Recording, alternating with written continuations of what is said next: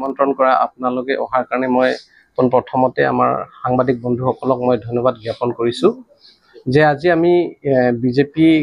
Karbi Anglong east Karbi আংলঙৰ তৰফৰ পৰা আমি প্ৰেছ মিট এইটো কাৰণে আয়োজন কৰিছোঁ। আজি APSLC তথা ইয়াৰ লগত আৰু CPIML আৰু IPP তেওঁলোকে যুদ্ধভাৱে এটা প্ৰচেছন 150 মান মানুহ লৈ পেলাই তেওঁলোকে প্ৰচেছন কৰিছিল। সেই কথা লৈ পেলাই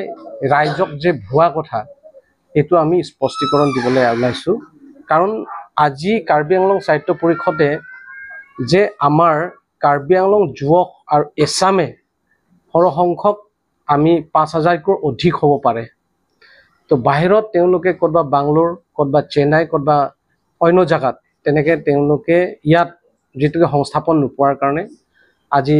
নতুন কথা নহয়, আজি 10 বছৰৰ আগত 20 বছৰতকৈ আগত তেওঁলোকে সেই তাত কাম কৰাৰ আমি দেখিবলৈ পাইছোঁ। তো কাৰ্বি আংলং সাহিত্য পৰিষদে CM ডক্টৰ তুলিৰাম ৰংহাং ছাৰৰ নেতৃত্বত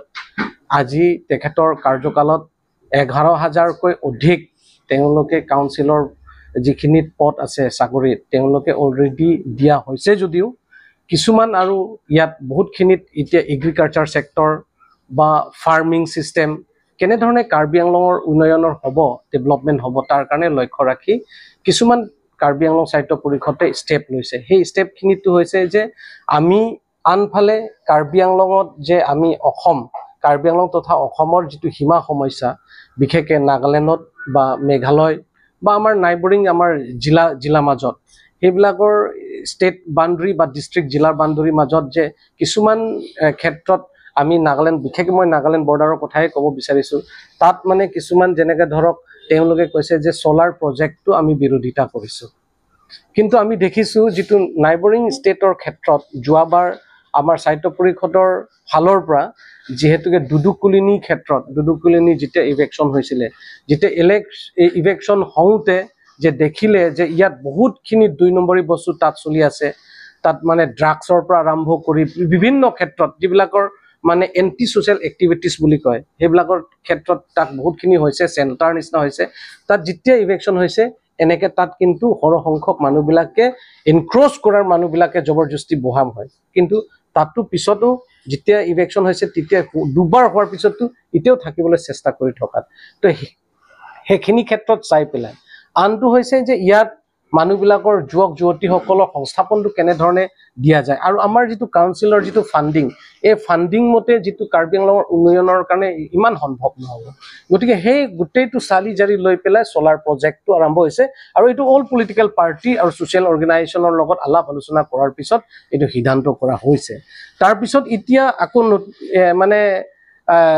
কি বুলি কয় সৈনিক স্কুলৰ কথাত তেওঁলোকে আজি উত্থাপন কৰিছে। আমাৰ চিন্তাধাৰা মতে কাৰ্বি আংলঙত আমি দেখিবলৈ পাওঁ নিউজ পেপাৰতো বা আমি ৰেজাল্ট ছেট যদি চাওঁ এতিয়া আমি আগবাঢ়িছে হয়,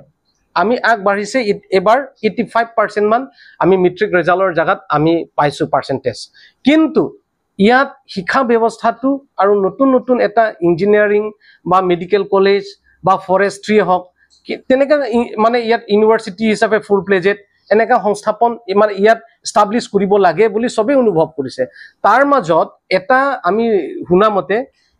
এটা মানে ৰাজ্য এটাহে সৈনিক স্কুল পায় বুলি কৈছে। আমাৰ 6th শিডিউলে হওক বা আমাৰ বৰ্তমান যিটো মুখ্যমন্ত্ৰী সন্মানীয় ডক্টৰ হিমন্ত বিশ্ব শৰ্মা ছাৰে কাৰ্বি আংলঙৰ প্ৰতি মৰম কৰাৰ কাৰণে আমাৰ সৈনিক স্কুল আমাক ইয়াত দিছে।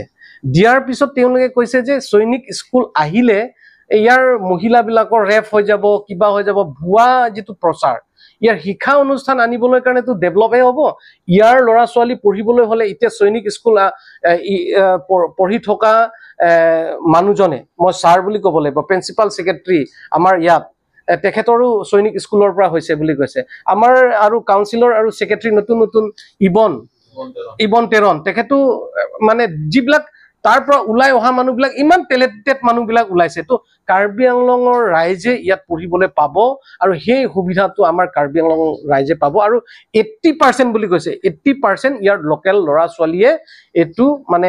এই সুবিধাটো পাব বুলি কৈছে। আৰু ইয়াৰ লগত যদিও চাকৰি পোষ্ট ওলাই চাকৰি পোষ্টটো বোলে ইয়াৰ 3rd গ্ৰেড আৰু 4th গ্ৰেডটো কাৰ্বি আংলঙৰ লোকেল আৰু অসমৰ যি লোকেল মানুহবিলাক খিলঞ্জীয়াবিলাক তেওঁলোকেহে সংস্থাপনটো পাব বুলি কৈছে তো আমি কোনটো জায়গাত লছ আছে আৰু তাত অঞ্চলটো এটা টাউনশ্বিপ নিচিনা এটা ডেভেলপ হ'ব তাত স্পৰ্টৰ ক্ষেত্ৰত বা শিক্ষা ক্ষেত্ৰত উন্নতি ডেভেলপমেন্ট হোৱাৰ লগে লগে বাকি বস্তু ডেভেলপমেন্ট হৈ যাব সেইকাৰণে আমি আদৰণিহে জনাইছো আৰু এটো হ'ব লাগে ৰাইজেও হেতুৱে বিচাৰে কিন্তু এপিএচএলসি পাৰ্টিয়ে বিচাৰিছে এইটো ৰাইজৰ যেটো ডেভেলপমেন্ট ৰাইজে যেটো মানে শিক্ষা ক্ষেত্ৰত যেটো কাৰ্বি আংলঙৰ ৰাইজে যে ডেভেলপ হোৱাটো তেখেতৰ সকলে নিবিচাৰে হেতু আটাইকৈ দুখৰ কথা আৰু আনটো তেওঁলোকে কৈছে যিবিলাক এতিয়া আম্বানি বিলাকক যে মাটি দিছে কথা কৈ আছে আমি হেতু জায়গাটো ক'ব বিচাৰিছো বস্তুটো হৈছে হিতনাখন অল পলিটিক্যাল পাৰ্টি আলোচনা হৈছে অল পলিটিক্যাল পাৰ্টিত আলোচনা কৰা সময়ত তাত আমাৰ জয় কাঠাৰ সাহাবো আছে তাত জয় কাঠাৰ সাহাব আছে আৰু তেওঁলোকে কৈছে তেওঁলোকেটো বাকি ইমান ডিবেট কৰা নাই ডিবেট কৰিছে যে লিজ আৰু পটাটো কথা ইমান খিনি লেভেল লগে গুছি গৈ লিজটো কি বস্তু পটাটো কি বস্তু হেতুৰ মাজতে তেখেতৰ ইতেও মানে লগত আছে গতিকে তাক বুজোৱা মানে নিজে হি বুজিব নিবিচৰা মানুহ আৰু হি ৰাইজৰ মানে কাৰ্বি আংলঙৰ ডেভেলপমেন্ট হোৱাটো নিবিচাৰে কিয়নো আমি যেটো ভাবিছো ইয়াত চাহ খেতিও কৰি আছে চাহ খেতি কৰা টাইমতো চাহ জুনে ফেক্টৰী খলে চাহ ফেক্টৰী কৰা জায়গা যদি আমি বিক্ৰী কৰো হে বিক্ৰী কৰাটো যিমান টকাটো পাব মাটিটো বেলেগ কাৰি কাৰ্বি সাহিত্য পৰিষদে বা সিএম ডক্টৰ তুলিৰাম সাৰে তেওঁলোকে বিচাৰিছে টিম কাৰ্বি আংলঙে যে অন্য জায়গা যেনেবা ধৰক মেঘালয় জায়গাটো এটা হিমা বিবাদ আছে বা ধৰক আমাৰ লাংকাইজানৰ পৰা আৰম্ভ কৰি তেনেকা জায়গাত এটো যদি যত